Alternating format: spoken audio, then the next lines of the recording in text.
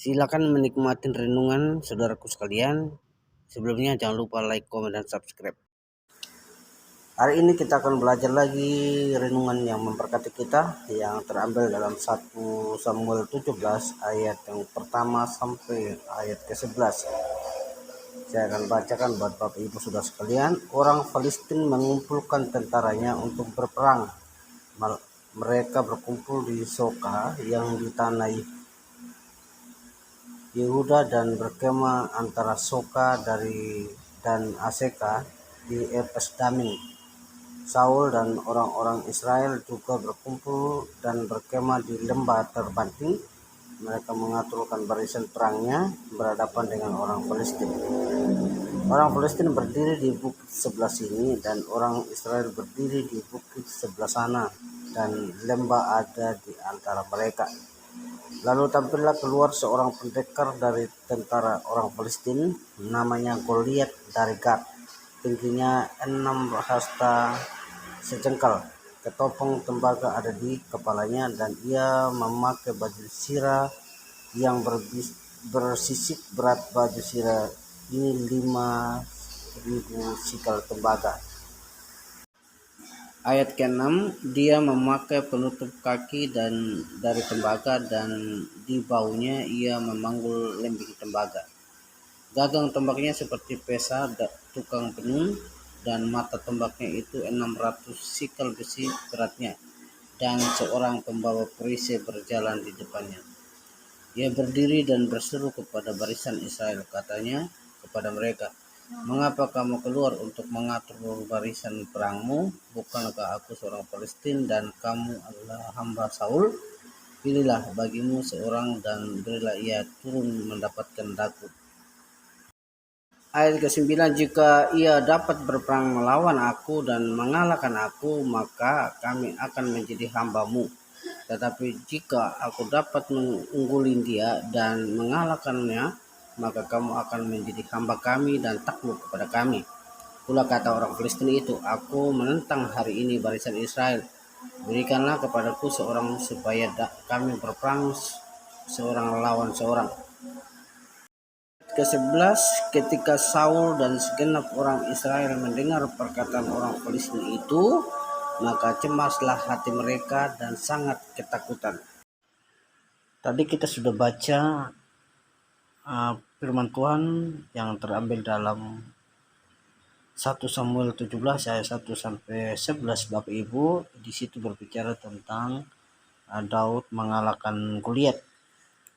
Kita rangkum bahwa di situ ada perang antara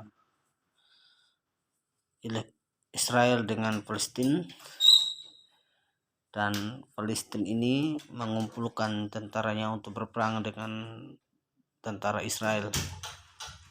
Bapak Ibu, di dalam mereka mengatur barisan mereka masing-masing untuk berperang, tampillah seorang yang gagah perkasa dari barisan Palestina yang bernama Goliat. Dan ketika dia tampil berhadapan dengan barisan orang Israel, maka orang Israel dan tentara orang Israel merasa ketakutan karena mereka melihat Goliat yang sangat besar dan tinggi Bapak Ibu Saudara sekalian. Sehingga di dalam keadaan mereka takut dan khawatir, maka tampillah Daud yang disebut sebagai anak kecil yang sehari-harinya hanya mengembalakan kambing domba ayahnya. Dia tampil untuk berhadapan dengan Goliat. Dan singkat cerita Bapak Ibu Saudara sekalian, Daud sanggup mengalahkan Goliat dan bangsa Israel memiliki kemenangan. Nah, Bapak Ibu Saudaraku yang dikasih Tuhan, ada beberapa poin penting yang saya mau bagikan di sini Bapak Ibu Saudara sekalian. Yang pertama adalah perjalanan hidup dengan Tuhan itu penting, ya. Perjalanan hidup dengan Tuhan itu penting. Nah, Daud memiliki pengalaman yang luar biasa dengan Tuhan, di mana ketika ia mengembalakan kambing domba ayahnya, di saat dia mengembalakan kambing domba, dia berhadapan dengan binatang-binatang buas yang hendak mencerkam kambing domba tersebut, tetapi Daud sendiri sanggup mengalahkannya. Jadi dia punya pengalaman yang luar biasa bersama dengan Tuhan, dan itulah yang diterapkan ketika dia berhadapan dengan Goliat, Bapak Ibu Saudara sekalian yang dikasih Tuhan. Ya, ini penting sekali untuk kita punya pengalaman yang luar biasa dengan Tuhan, punya pergaulan, punya hubungan karib dengan Tuhan, sehingga di dalam perjalanan hidup kita tetap terus bersama dengan Tuhan. Yang kedua yang kita dapatkan, Bapak Ibu Saudaraku, berani, ya, Daud berani menghadapi seberat apapun masalah dalam hidupnya. Jadi berani menghadapi seberat apapun masalah dalam hidup kita, ya, berani menghadapi seberat apapun masalah yang terjadi dalam hidup kita semua, saudaraku yang dikasih Tuhan. Ya, kita bersama dengan Tuhan, pasti kita akan sanggup, mampu, karena Tuhan memberikan masalah atau memberikan cobaan itu atau mengizinkan persoalan terjadi itu tidak melebihi kekuatan kita. Artinya Tuhan kalaupun memberikan persoalan, Tuhan tahu kemampuan kita untuk mengatasinya.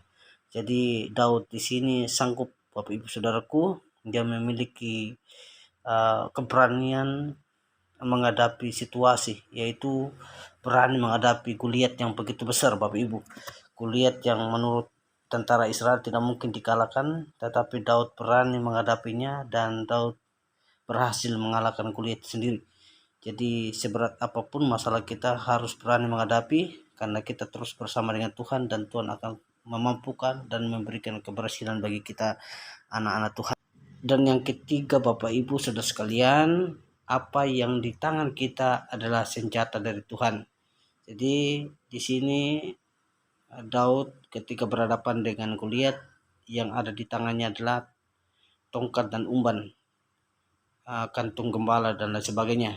Jadi ketika dia melihat Goliat memegang senjata canggih, yaitu barang perang, tetapi Daud hanya memegang tongkat, umban, kantung karena dia sebagai seorang gembala. Tetapi dari hal yang kecil Tuhan pakai, ya, dari hal yang kecil yang ada di tangan Daud Tuhan pakai untuk mampu mengalahkan Goliat.